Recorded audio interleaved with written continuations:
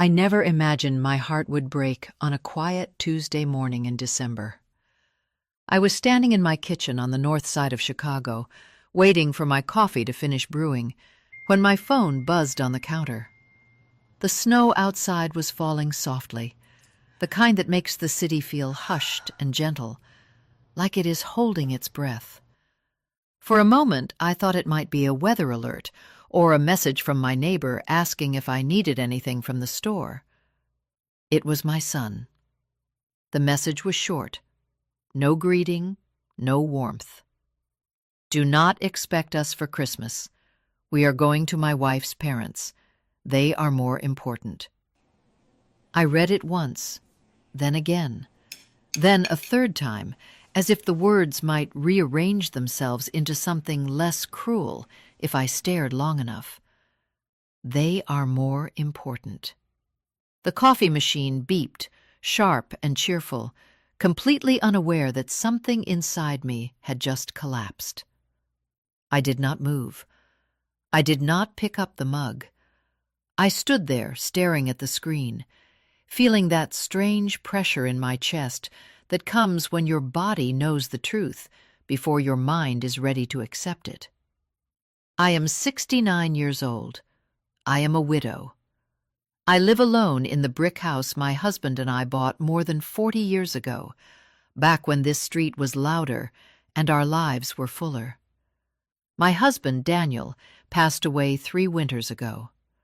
Since then, my world has grown smaller, quieter, centered around routines and memories, and the one person I still believed would always choose me, my son, Evan. For most of his life, Christmas meant coming home. Even as an adult, even after he married, he always made it work. Sometimes late, sometimes rushed, but he came. We drank cocoa, exchanged gifts, sat in the same living room where he once tore open wrapping paper as a little boy. That was why this message felt unreal. Not just the decision, but the way it was delivered. No explanation, no apology.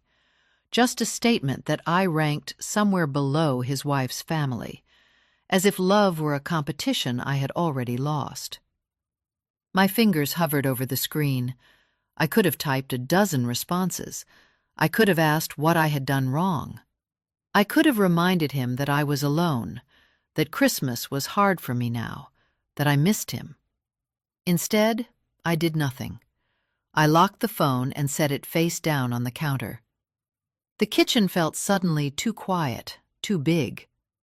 Outside, a plow rumbled past, scraping the street clean. Life continued, indifferent and steady. I told myself I would answer later, but deep down, something had already shifted. I did not know it yet, but that message was not just a rejection. It was a warning. Before that message, before the silence and the shock, my life had been built around one simple belief. If you loved your child enough, if you sacrificed enough, everything would work out in the end. I had lived by that belief for nearly 7 decades. I met my husband Daniel when we were both in our 20s, 2 ordinary people trying to build something solid in a city that never slowed down. He worked long hours as a city electrician, climbing ladders in freezing winters and sweltering summers. I worked as an administrative assistant at a small medical office downtown, a job that paid modestly but steadily.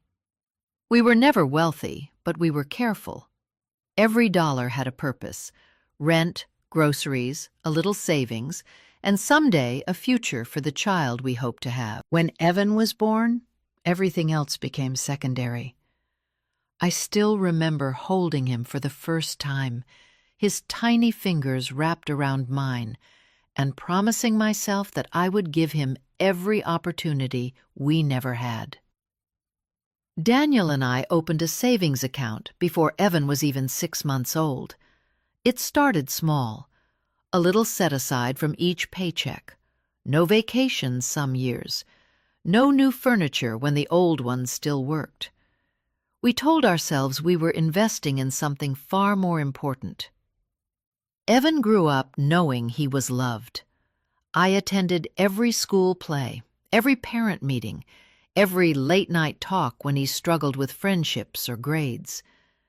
Daniel taught him how to ride a bike, how to fix a loose outlet, how to be responsible. When Evan left for college, I cried for days, but I was proud. We paid what we could, filled the gaps, told him not to worry. Education mattered. His future mattered. After graduation, things were not easy for him. He bounced between jobs, uncertain and frustrated. Daniel and I helped quietly. Rent 1 month, groceries another. Never with conditions, never keeping score. When Daniel died unexpectedly, the world shifted beneath my feet. I lost my partner, my anchor. Evan became my reason to keep going. After the funeral, he checked on me often at first. Dinners together, long phone calls, promises that I would never be alone. When he met his wife, Laura, I welcomed her with open arms. She was polished, confident, always smiling. She called me sweet and told me how lucky Evan was to have such a caring mother. I wanted to believe we were becoming a bigger family. As the years passed, my routine settled into something quiet but meaningful. Morning coffee by the window, volunteer shifts at the community pantry, church on Sundays. I did not need much. My happiness came from knowing my son was safe, supported, and loved. Looking back now, I can see the subtle changes. The way conversations became shorter. The way help turned into expectation. The way gratitude slowly disappeared. But at the time, I told myself it was normal. Children grow, lives get busy, love remains. That belief carried me forward. Until it didn't. The first time Evan asked me for money again, it sounded reasonable, almost harmless. It was a phone call late one evening, his voice tight in that familiar way that told me he was stressed. He said his car had broken down at the worst possible time. Repairs were expensive, and he needed it for work. Just a short loan, he promised, a few $1,000s. He would pay me back as soon as things stabilized. I said yes without hesitation. That was what mothers did. We helped. We trusted. A few months later, there was another call. This time it was about a business opportunity that had not gone as planned. He and Laura were trying to get ahead, he said. Things were tight. Could I help them cover a few expenses until the next contract came through? Again, I said yes. I told myself it was temporary. Life was unpredictable. Daniel and I had struggled too when we were young. Someone had helped us once. This was my turn to be that someone. The requests became more frequent after that, always wrapped in urgency. Medical bills Laura supposedly needed to pay quickly. A rent increase they had not expected. A home repair that could not wait. Each time, Evan sounded embarrassed, apologetic. Each time, he assured me it was the last time. I never saw bills, never saw invoices, never questioned him. I trusted my son more than I trusted my own doubts. What I did start doing, quietly, was keeping notes. Not because I suspected him, but because something inside me wanted order. Dates, amounts, reasons. I wrote them in a small notebook I kept in the drawer beside my bed. At first it felt silly. Then it became sobering. The numbers added up faster than I expected. As the money flowed out, something else slowly drained away. Evans stopped calling just to talk. When he did call, It was brief and distracted. Laura's voice often filled the background, correcting him, finishing his sentences.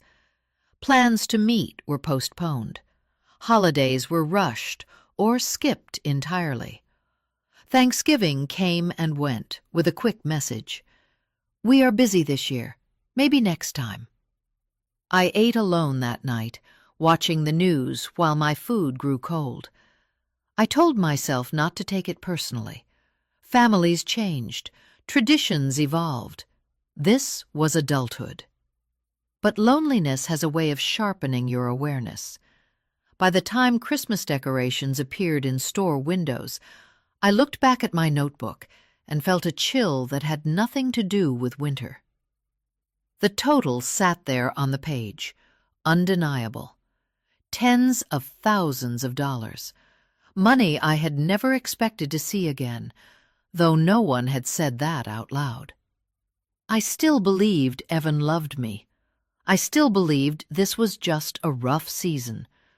What I did not yet understand was that somewhere along the way, helping had turned into something else entirely.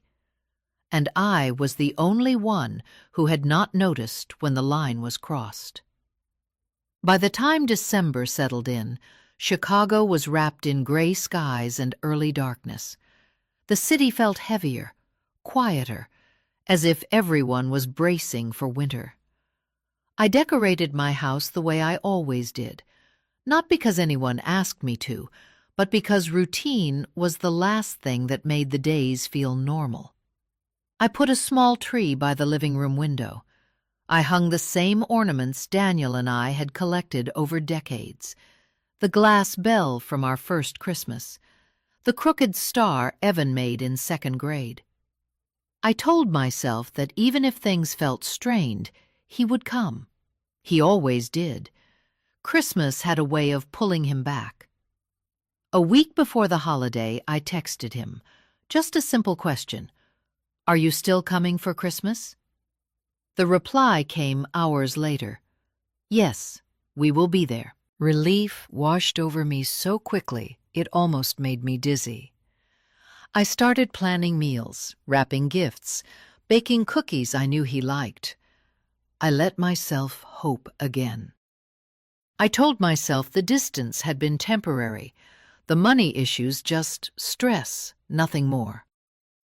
Then came the Tuesday morning message, the one that ended everything. After I set my phone down on the counter, I sat at the kitchen table for a long time. The house was silent, except for the ticking clock above the stove. I did not cry, not yet. Instead, my thoughts felt unusually clear, almost cold. I remembered something Daniel used to say when decisions were hard. Do not react, act. So I opened my laptop. I logged into my bank accounts slowly, deliberately. Accounts I had opened years ago with Evan's name attached. Accounts meant for emergencies, for his future, for peace of mind. I stared at the balances and felt something tighten in my stomach. Then I noticed something I had never really looked at before. Recent transactions. There were transfers I did not recognize, small at first, then larger. Withdrawals I knew I had not approved. My heart began to pound, not from fear, but from realization. I had not just been generous, I had been careless. One by one, I changed the access permissions. I removed Evan's name. I transferred funds into a new account under my name only. Each click felt heavy, final. I paused more than once, my finger hovering, wondering if I was overreacting. But then I saw that message again in my mind. They are more important. When I finished, I leaned back in my chair, my hands trembling. I had protected myself, but I also knew what would happen next. Evan would notice. He would ask questions. He would not be calm. That evening, my phone stayed silent. No calls, no texts. The quiet felt ominous, like the stillness before a storm. I barely slept that night. The next morning, just after 9, I heard a knock at the front door. Not a gentle knock, not the kind from a neighbor. This one was sharp and insistent. My heart sank as I stood up slowly and walked toward the door, already knowing who was on the other side, and knowing that whatever came next would change everything. I did not open the door right away. I stood in the hallway, one hand resting against the wall, listening as the knock came again, louder this time, urgent, demanding. Through the frosted glass, I could see a familiar shape shifting impatiently on my front porch. When I finally unlocked the door and opened it a few inches, Evan was standing there with Laura beside him. He looked nothing like the calm, confident man I remembered from just a few years ago. His jaw was tight, his eyes restless.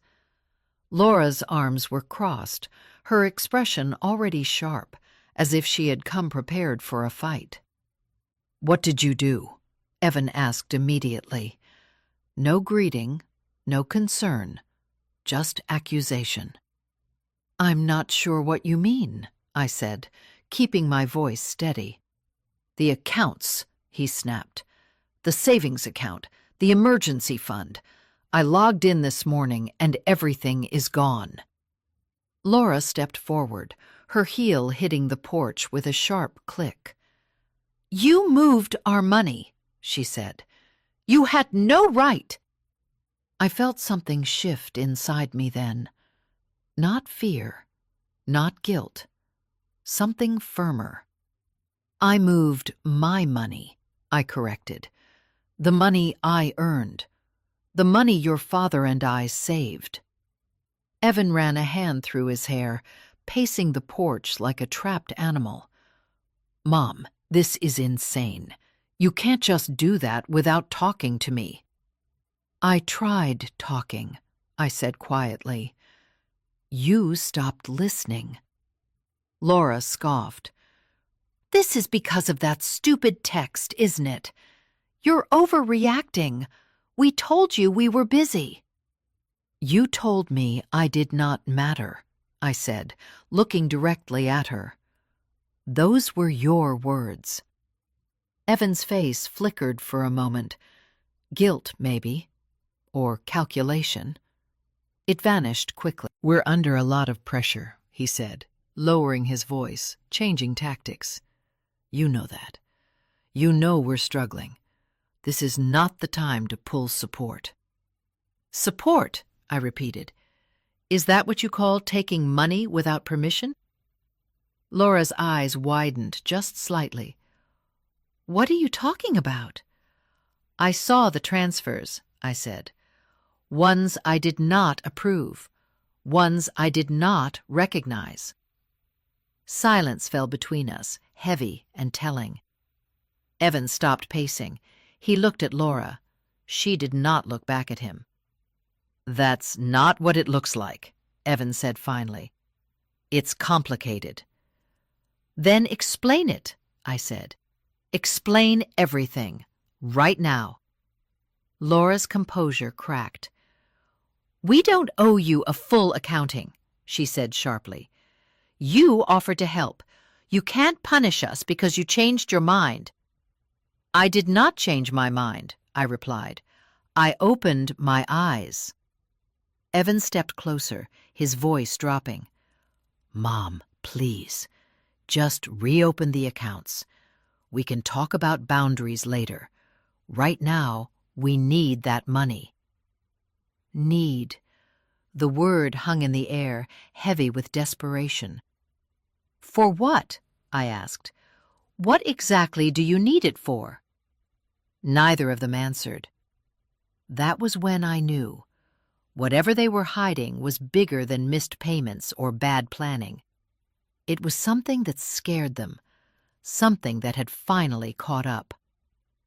"I'm not letting you inside," I said calmly.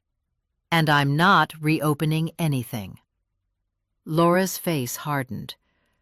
"You're making a huge mistake." "No," I said. "I'm correcting one." Evan looked at me then, really looked at me, as if seeing a stranger where his mother used to be. "You're choosing this," he said bitterly. "You're choosing money over family." I shook my head. "I'm choosing respect and safety."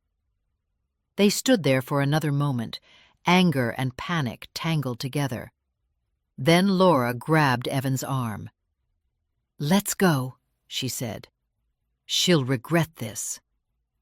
They turned and walked back down the steps, their shoulders rigid, their whispers sharp and urgent. I closed the door and locked it. Only then did my legs begin to shake.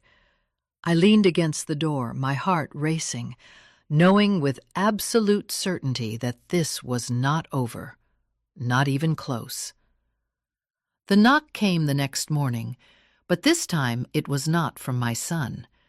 2 uniformed officers stood on my front porch, their posture calm but serious. Behind them, a gray sedan idled at the curb. My first thought was that something terrible had happened, an accident, a hospital call. My heart jumped into my throat. "Mrs. Carter?" one of them asked. "Yes," I said, gripping the edge of the door. "I'm Detective Samuel Ortiz. This is Detective Reynolds. May we come in for a moment?" The world tilted slightly. I nodded and stepped aside. We sat at my dining table, the same table where Evan had once done his homework, where Daniel and I had planned our future. The detectives placed a thin folder between us. "We're investigating a financial matter involving your son," Detective Ortiz said gently. "We believe you may be connected to it, though not in the way you might fear." I felt my pulse in my ears. "What kind of financial matter?" He took a breath. "Your son filed for bankruptcy earlier this year." The words landed hard. "That can't be right," I said. "He never told me that." "That's part of the problem," Detective Reynolds added. "During the bankruptcy proceedings, your son declared he had no significant outside financial support, no family contributions, no shared assets." My mouth went dry. Ortiz slid the folder toward me. Inside were copies of bank statements, my bank statements, highlighted deposits, dates, amounts, the same numbers I had written in my notebook. "These transfers were not disclosed to the court," he said. "That makes them relevant to a federal investigation." I stared at the papers, my hands trembling. "Are you saying he broke the law?" "Yes, ma'am," Reynolds said quietly. "We believe your son intentionally concealed assets and income to mislead the court. That is a serious offense." A wave of nausea hit me. All those nights I had reassured myself that he was just struggling, just overwhelmed. He had been lying not only to me, but to the government. "Am I in trouble?" I asked, my voice barely audible. "No," Ortiz said quickly. "You are not a suspect. In fact, your recent actions likely protected you. Had those accounts remained accessible, they could have been frozen or seized." I thought of the timing, the text, the accounts, the knock on my door. If I had waited even a day, everything could have been different. "He was going to drain them," I whispered. "Wasn't he?" Ortiz did not answer directly. He did not need to. "We're asking for your cooperation," he said. "Documentation, records, Any communication where your son explained why he needed the money. I nodded slowly. I have everything. After they left, the house felt hollow. I sat alone for a long time, staring at the wall, replaying every conversation, every promise, every time I had chosen trust over instinct. My phone buzzed. A message from an unknown number. Please tell her to talk to us. We are running out of time. Another message followed immediately. This does not have to get ugly. My hands shook as I locked the screen. They knew. Evan and Laura knew the investigation had begun, and now they were afraid. That afternoon, my neighbor called. She had seen Evan's car circle the block earlier, not stopping, just watching. Fear crept in then, real and cold. I called the legal aid clinic the detectives had recommended. By evening, I was sitting across from an attorney who listened carefully, her expression growing more serious with each detail. You need to protect yourself, she said, legally and physically. What does that mean? I asked. It means no contact, no meetings alone, and if they return to your home, you call the police immediately. That night I barely slept. Every sound outside made my heart race. Every headlight passing the window felt like a threat. Just before dawn, I realized something that settled deep in my chest. This was no longer about hurt feelings or family conflict. It was about survival. And if I did not stand firm now, they would take everything I had left. The court date came faster than I expected. Winter tightened its grip on Chicago, turning the sidewalks into sheets of ice and the sky into a constant dull gray. I wrapped myself in my heaviest coat and walked into the courthouse with my attorney beside me, my steps slow but steady. I kept my eyes forward. I did not want to look around, not yet. Evan was already there. He sat at the defense table, shoulders hunched, hands clasped so tightly his knuckles were white. Laura sat a few seats away, not beside him, not touching him. She stared straight ahead, her face carefully blank. The distance between them felt louder than any argument. When our eyes met, Evan flinched. The hearing was not dramatic. No shouting, no sudden revelations shouted across the room. It was worse than that. It was quiet, clinical. Fact after fact laid out with precision. Dates, amounts, statements. My money, traced and highlighted, now stripped of every excuse he had ever given me. The judge spoke calmly, almost gently, as she explained what the evidence suggested. Intentional misrepresentation, concealment of assets, a pattern, not a mistake. Laura's attorney stood next. He spoke about cooperation, about her willingness to provide information, about fear and pressure inside the marriage. I felt something twist inside me as I listened. Not sympathy, recognition. She was saving herself. When Evan's attorney finally spoke, his voice sounded tired. There was no strong defense left to offer, only explanations that sounded hollow, even to him. I was asked to stand. My legs felt weak, but I stood anyway. The courtroom was silent as I spoke. I did not raise my voice. I did not accuse. I told the truth. I explained the money, the lies, the message that told me I did not matter. The fear I felt when they came to my door demanding access again.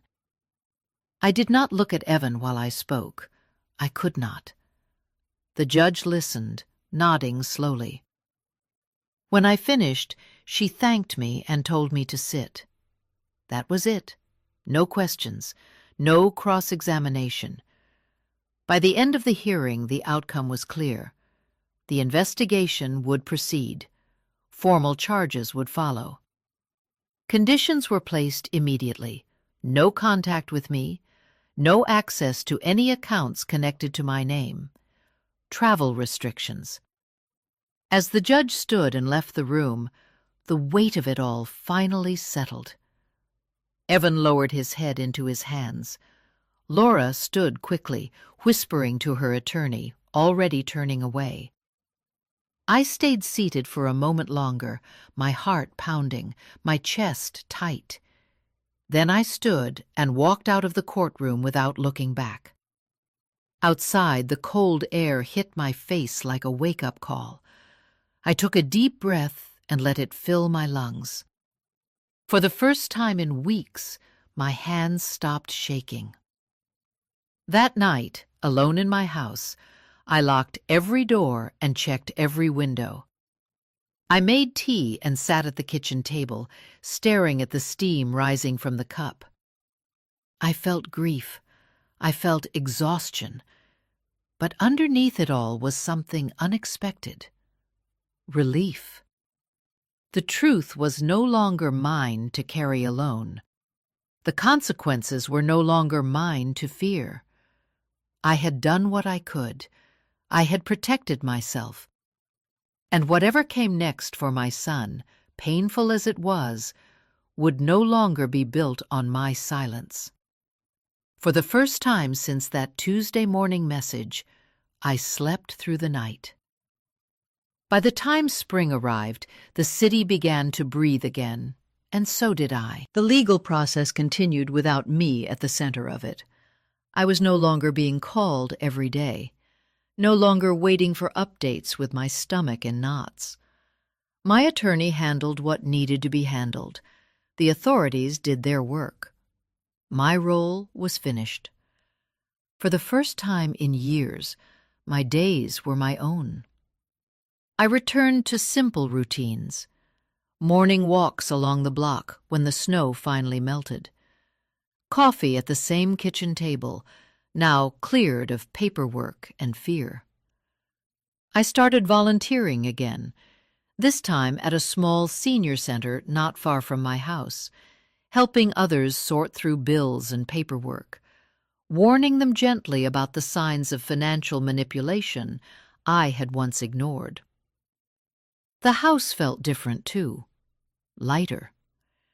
I packed away boxes of old expectations I had been carrying without realizing it. I moved furniture. I painted the spare room a soft, warm color and turned it into a place just for me. A reading chair by the window, shelves filled with books I had always meant to read. Christmas came and went quietly. I woke up that morning alone, yes, but not lonely. I made myself breakfast, lit a candle beside the small tree, and sat by the window watching the city wake up. There were no demands, no guilt, no fear of the phone ringing. I thought about my son. I thought about the boy he had been and the man he chose to become. I did not feel anger anymore. I felt acceptance. Some stories do not end with reconciliation. Some end with clarity. I had learned that love does not require self-destruction, that protecting yourself is not abandonment, and that peace, once chosen, has a way of growing quietly but steadily. As the morning light filled the room, I realized something simple and powerful. I had not lost everything. I had finally found myself again.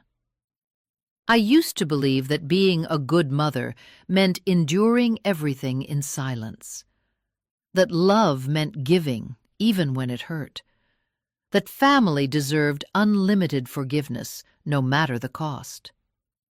I was wrong. What this experience taught me is that love without respect slowly turns into erasure. When someone stops seeing you as a person and starts seeing you as a resource, the relationship has already been broken, even if blood ties remain. Standing up for myself did not make me cruel. It made me honest. It made me safe. I learned that boundaries are not walls built out of anger. They are doors you close so you can finally breathe. And sometimes, the hardest truth to accept is this: you can love someone deeply and still walk away when they choose to harm you. Choosing yourself is not selfish, it is survival. 5 core lessons from the story. 1. Love without respect eventually becomes manipulation, even within families. 2. Financial abuse often hides behind guilt, urgency, and emotional pressure. 3. Silence can be strength when it protects your dignity and safety. 4. Setting boundaries is not betrayal. It is self-preservation. 5. Is never too late to reclaim your life, your peace, and your identity. If this story resonated with you, please like and share this video so others who need it can find it. I would really love to hear from you in the comments. What lesson did you take from this story? And which city are you watching from today? Your story matters too.